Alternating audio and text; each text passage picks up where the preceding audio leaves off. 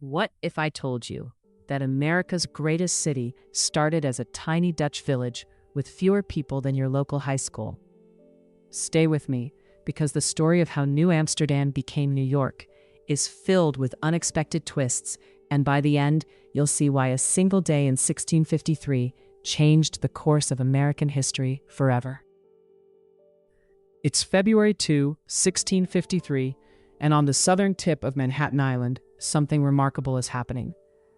A small Dutch settlement with barely 800 residents is officially becoming a city. They're calling it New Amsterdam, and absolutely nobody at the time realizes this tiny outpost will one day become the center of the world. But let's back up a bit. How did Dutch settlers end up in what would become New York anyway?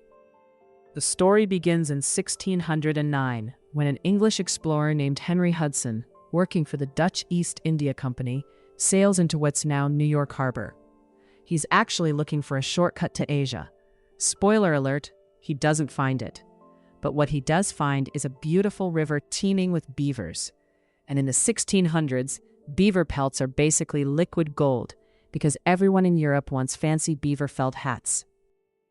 The Dutch see dollar signs, or guilders I should say. In 1624, they establish a trading post on the southern tip of Manhattan. They name it New Amsterdam after their capital city back home. The settlement grows slowly. There are Dutch merchants, farmers, traders from all over Europe, enslaved Africans, and Native Americans. It's remarkably diverse from the very beginning, a characteristic that never leaves this place. By 1653, the settlement has a problem. It's growing, but it's chaotic. There's no real government structure. Pirates are a constant threat.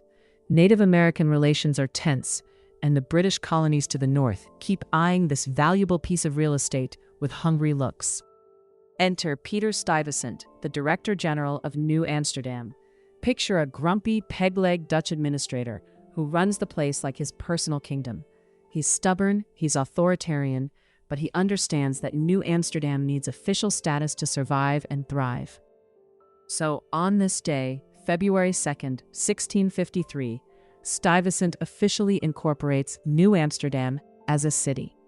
He establishes a proper city government with burgomasters and schepens, which are basically mayors and aldermen.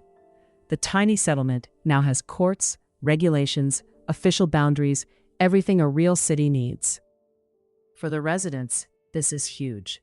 Being a city means protection, trade rights, legal authority. It means they're not just some forgotten outpost anymore. They're legitimate. The new city covers just the southern tip of Manhattan. The wall they build for protection, that's where Wall Street gets its name. The Broadway through the settlement, that becomes Broadway. These streets you've heard of your entire life, they're being laid out right now by Dutch settlers who would be absolutely stunned to see what happens here in the future. But here's the twist. Just 11 years later, in 1664, 4 English frigates sail into New Amsterdam's harbor. They demand the Dutch surrender. The English have been wanting this strategic port for years. They already surround New Amsterdam to the north and south. The British commander offers generous terms. Surrender peacefully and everyone can keep their property and continue their businesses.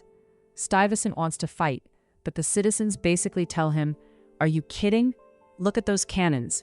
We're merchants, not soldiers."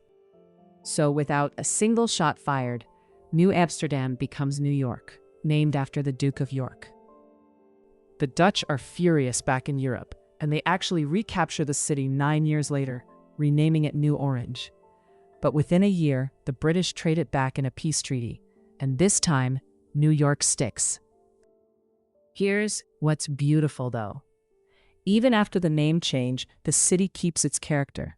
That Dutch foundation of tolerance, diversity, and commerce, it doesn't disappear.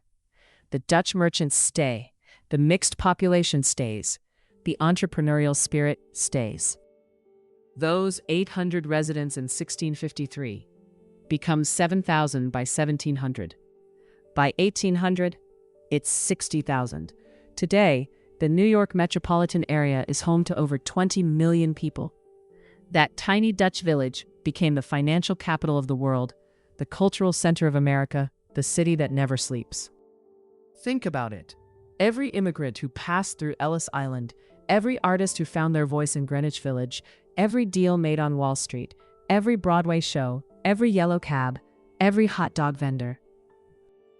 It all traces back to February 2nd, 1653, when a stubborn Dutch administrator decided a little trading post deserved to be called a city. The next time you see New York in a movie or dream about visiting, remember it started with 800 people taking a chance on an idea. A city doesn't need skyscrapers to be great. It needs vision, diversity, and people willing to build something together. Thanks for sparking your historical curiosity with us today. If you enjoyed discovering how the Big Apple started as a small Dutch seed, subscribe to History Sparks. We uncover these incredible origin stories every single day, reminding you that every great thing started somewhere small. And here's something to consider. New York started with 800 brave people who built something lasting. What are you building that will outlast you? Maybe it's not a city, but maybe it's family traditions, stories, values that you're passing down. Have you thought about the legacy you're creating? The stories from your life that your grandchildren will want to hear. The challenges you overcame, the dreams you chased, the ordinary moments that were actually extraordinary. These stories, your stories, they're the foundation of your family's future, just like those 800 Dutch settlers were the foundation of New York. What moment from your life would you want your great-grandchildren to know about? What tradition did you start that you hope continues? Start capturing these memories now, while they're fresh, while the emotions are real, while you can still share the details that make them come alive. I'm actually thinking about creating a free guide for History Sparks subscribers, something that helps you write your family stories in a way that's meaningful, engaging, and easy to do. No fancy writing skills needed, just your voice and your memories. Would that be valuable to you? Let me know in the comments. Your family's history deserves to be remembered just as much as New York's does.